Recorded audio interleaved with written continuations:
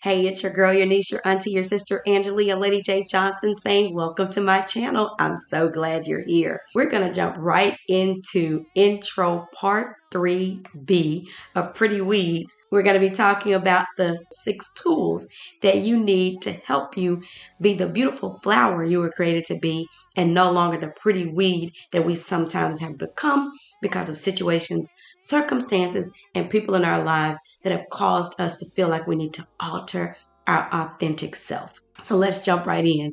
But let me take at least one moment to let you get your finger exercises in. So if you need to pause this video, please do so that you can take notes, which brings me to your paper, your pencil or pen. Make sure you have all of those tools to learn about these tools that we're about to share in this segment. So here we go. This week's focus is your imagination, your decisions, and your actions. Imagination, the ability of the mind to be creative or resourceful. There's already something on the inside of you that kind of sparks you to do something, sparks you to react a certain way, sparks you to behave in certain way. That's that imagination. And as children, sometimes they were big as all outdoors, and sometimes we could say, stop doing that. But I encourage you to use your imagination. But sometimes some circumstances, some people, some situations have altered your imagination, that it's not a positive or a good space. So a good way to get back to good imaginations are with pictures. When we get further into a deep dive of this series, we're going to actually work on vision boards where you put pictures up of where you may want to be in your health journey, where you might want to travel to, types of transportation that you may want to have. But the best way to shift imagination are with pictures.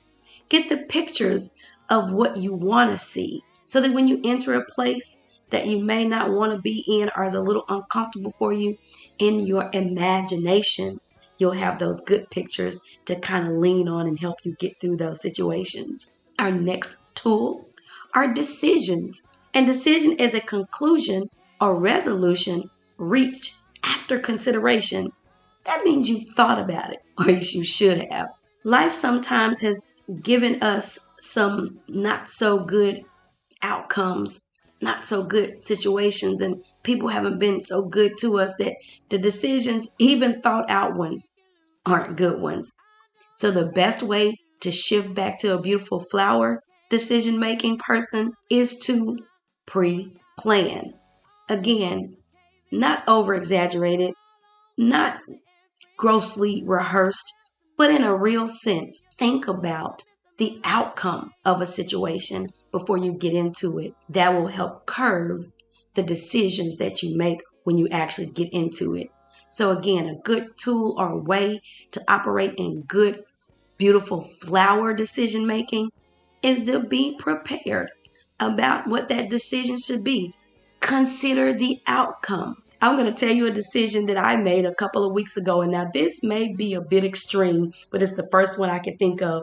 I'm getting ready to go on a trip, and I've been packed for 2 weeks. I made that decision, and here's why. It allows me to know all my clothes are washed and ready that I want to go on the trip, so I'm not stressed out and frustrated about that. It allowed me to think about what I'm going to do on the trip and get the items and clothes planned accordingly. Then it also allowed me the time that if I wanted to make an adjustment, I have time to do so, still get on the road and get to where I'm going safe. All of those decisions were made in advance. I don't hit the road for another couple of days, but I'm ready because I made the right decisions. Finally, actions. Actions are fact or process of doing something, typically with an achieved aim in mind. In other words, you want to reach a goal, you want to hit a target, you want a certain outcome. So that's why you chose that action. Well, again, I've lived long enough to know that sometimes some circumstances, some situations, and some people make us act ugly. And we thought about it, and we decided we still wanted to do that. But sometimes the backlash or the karma for those actions, even if we felt like that person deserved it, doesn't always go well for us.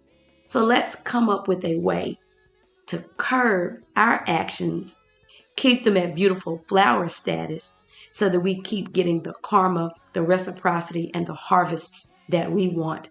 Here's something that just came to me. Actions. Sometimes, even with the most challenging of persons, they can be downright ugly.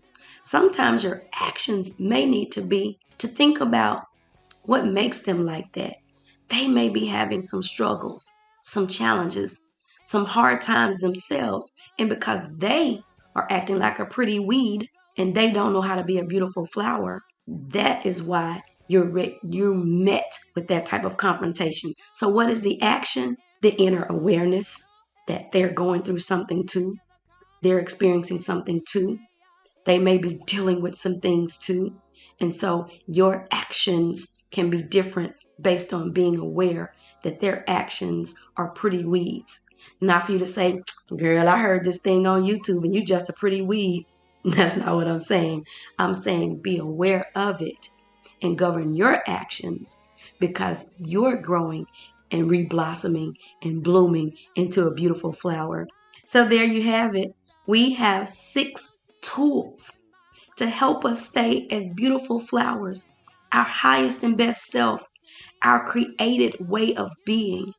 We have thoughts, words, emotions, imaginations, decisions, and actions that when done right, when properly planned, when proactively activated, we stay beautiful flowers. This has been your girl, your niece, your auntie, your sister, Angelia, Lady J. Johnson, saying until next time, peace. Hey, it's your girl, your niece, your auntie, your sister, Angelia, Lady J. Johnson, saying thanks again for coming to my channel. I hope something was said to empower you to be a better version of yourself. And to get more of that, look at more videos, listen to my music, and subscribe.